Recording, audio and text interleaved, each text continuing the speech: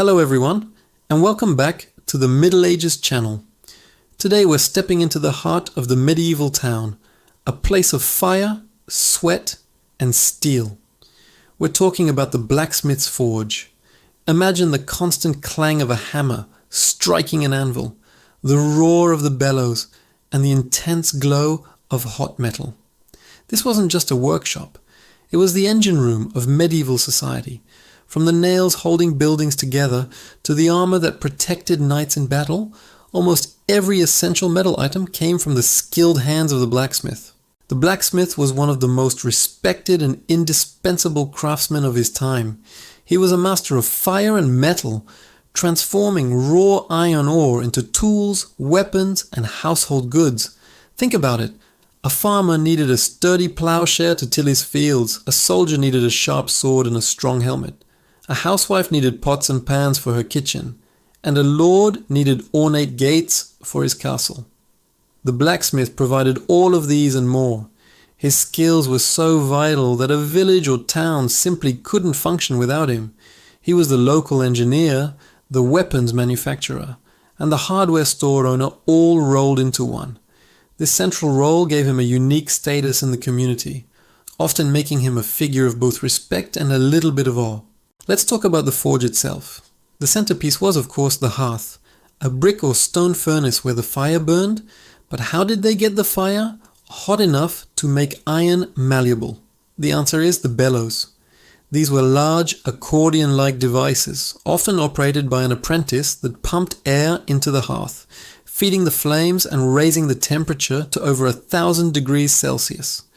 The fuel was usually charcoal, which burns hotter and cleaner than wood. Nearby, you'd find the anvil, a heavy block of iron or steel where the hot metal was shaped. And surrounding them would be a vast array of tools, hammers of all shapes and sizes, tongs to hold the glowing metal, chisels for cutting, and punches for making holes. It was a hot, smoky, and incredibly noisy environment, a true testament to the physical demands of the job. So what was a typical day like for a medieval blacksmith? It started early, often before sunrise. The first task was to get the fire going, a skill in itself. The apprentice would pump the bellows while the master blacksmith prepared the iron. The process of working the metal is called forging. The blacksmith would heat a piece of iron in the fire until it glowed bright orange or yellow.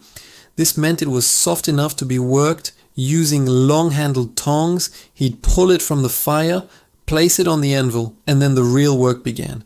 The rhythmic sound of his hammer striking the metal was the soundtrack of the forge. He would hammer, turn, and reheat the metal multiple times, gradually shaping it into the desired object.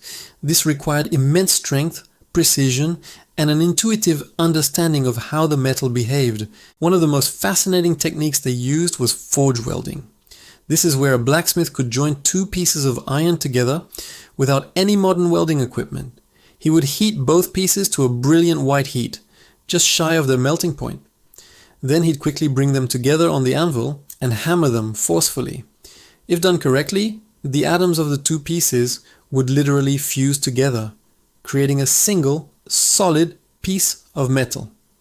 This technique was crucial for making complex items like chainmail, where thousands of individual iron rings had to be linked and welded shut, or for creating tools with a hard steel edge welded onto a softer, more durable iron body. It was a process that looked like magic to the untrained eye, but it was pure skill and experience. The range of products a blacksmith made was astonishing. For agriculture, he forged plowshares, scythes, sickles, and hoes. For construction, he made nails, hinges, locks, keys, and tools for stonemasons and carpenters. For the home, he created everything from cooking tripods and cauldrons to candlesticks and fire pokers. And of course, for warfare, his role was paramount. He forged swords, spearheads, arrowheads, daggers, and the various plates and pieces that made up a suit of armor. Each item required a different approach. A sword needed to be strong yet flexible, with a hard edge that could hold its sharpness. A piece of armor needed to be shaped perfectly to the wearer's body to allow for movement while offering maximum protection. This versatility is what made the blacksmith so invaluable. Let's delve a bit deeper into the materials. The primary metal was iron, but not all iron was the same. Blacksmiths worked with wrought iron, which is relatively soft and easy to work. To make things harder, like the edge of an axe or a sword, they needed steel. In the Middle Ages, making steel was a difficult and expensive process. They would use a method called carburization, which involved heating iron in a charcoal-rich environment for a long time. This allowed carbon from the charcoal to infuse into the surface of the iron, turning it into steel.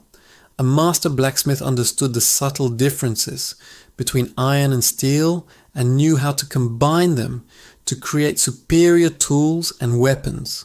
For example, they might forge a sword with a core of soft, tough iron to absorb shock and then weld on a high carbon steel edge for sharpness.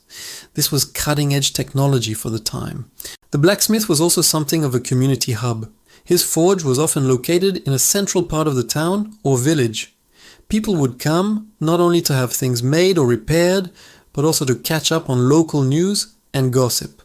The constant heat from the forge made it a warm place to gather, especially in the cold winter months. Horses would be brought in for new shoes, a process that required the smith to be not just a metal worker, but also have a good understanding of animal anatomy. He was part farrier, part engineer, and part artist.